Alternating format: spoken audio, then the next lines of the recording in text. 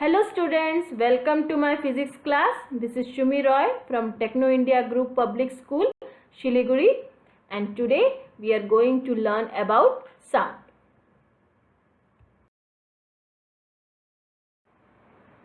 All higher animals, mammals and birds communicate with each other by making sounds.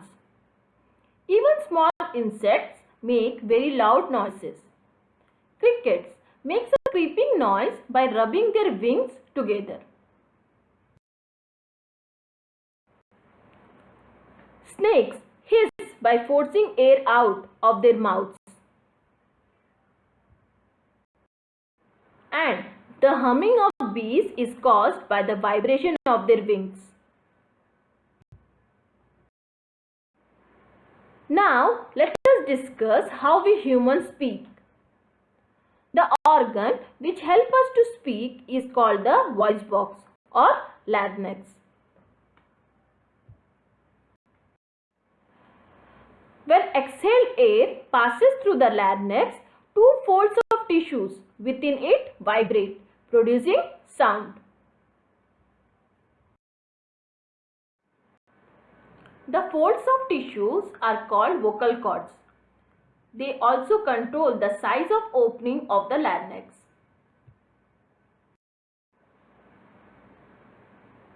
When human speaks, muscles present in our larynx get stretched and the opening becomes narrower. When air is made to pass through the slit, the vocal cords vibrate. With more tightening of vocal cords, vibration in it increases and hence higher volume of sound is produced.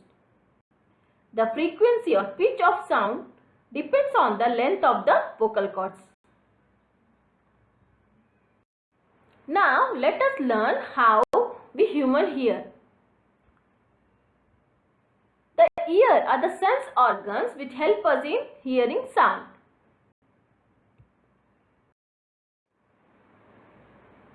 The ear consists of three compartments: outer ear, middle ear and inner ear. The part of ear which we see outside the head is called outer ear. The outer ear consists of a broad part called pinna and about 2 to 3 cm long passage called ear canal. At the end of ear canal is a thin elastic and circular membrane called eardrum. The outer ear contains air.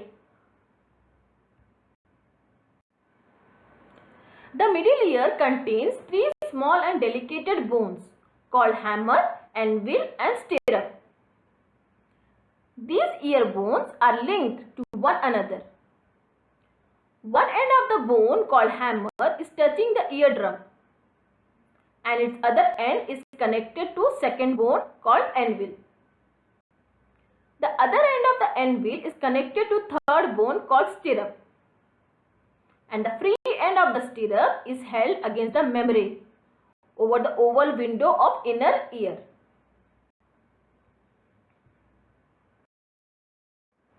The inner ear has a coiled tube called cochlea. One side of cochlea is connected to the middle ear through the elastic membrane over the oval window. The cochlea is filled with a liquid. The liquid present in cochlea contains nerve cells which are sensitive to sound. The other side of cochlea is connected to the auditory nerve which goes into the brain. Now let us discuss the working of human ear. The sound waves coming from a sound producing body are collected by the pinna of outer ear. This sound wave passes through the ear canal and falls on the eardrum.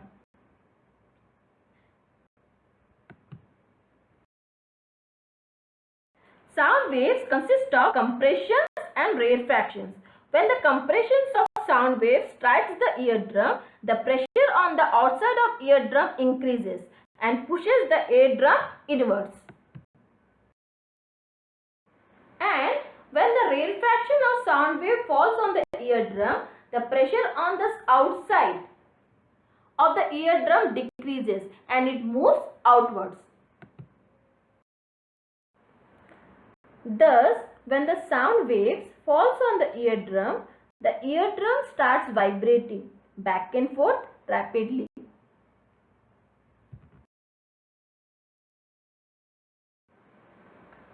The vibrating eardrum causes a small bone, hammer, to vibrate.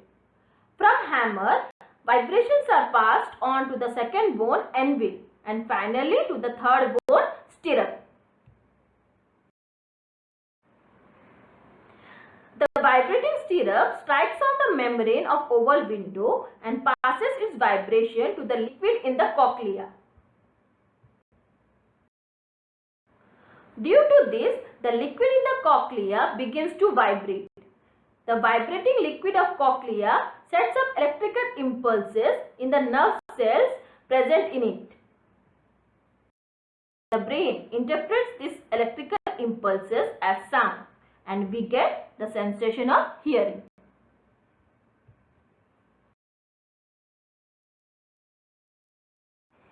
We have just seen that a set of 3 tiny bones passes on sound vibrations from the eardrum to the liquid in cochlea.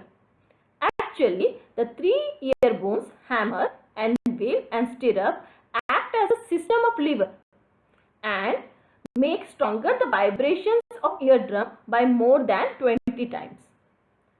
Thus, the function of 3 tiny bones in the middle ear is to increase the strength of vibrations coming from the eardrum before passing them to the inner ear.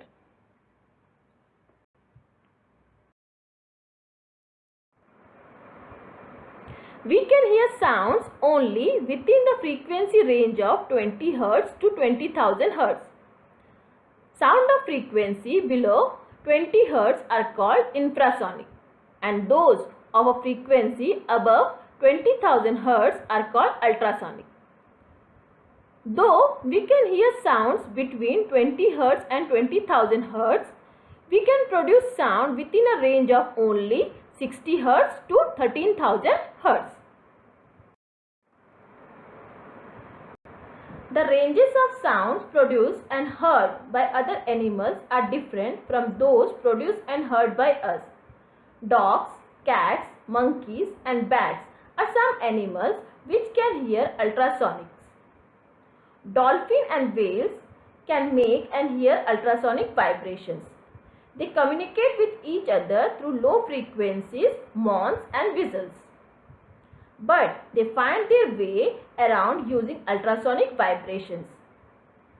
The range of sounds produced by an animal does not always match the range of sound it can hear.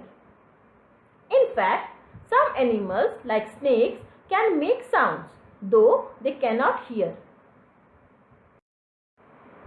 The male vocal cords are between 17 mm and 25 mm in length. The female vocal cords are between 12.5 mm and 17.5 mm long.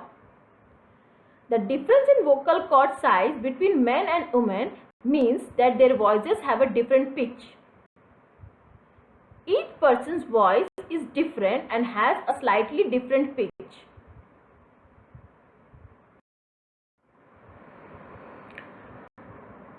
Like light, sound is also reflected, absorbed and transmitted to another extent by different materials. Soft porous materials like cloth, thermocol and cotton are good absorbers and poor reflectors of sound. Hard surfaces like concrete walls and metals are good reflectors of sound. With this, we end our chapter. Thank you.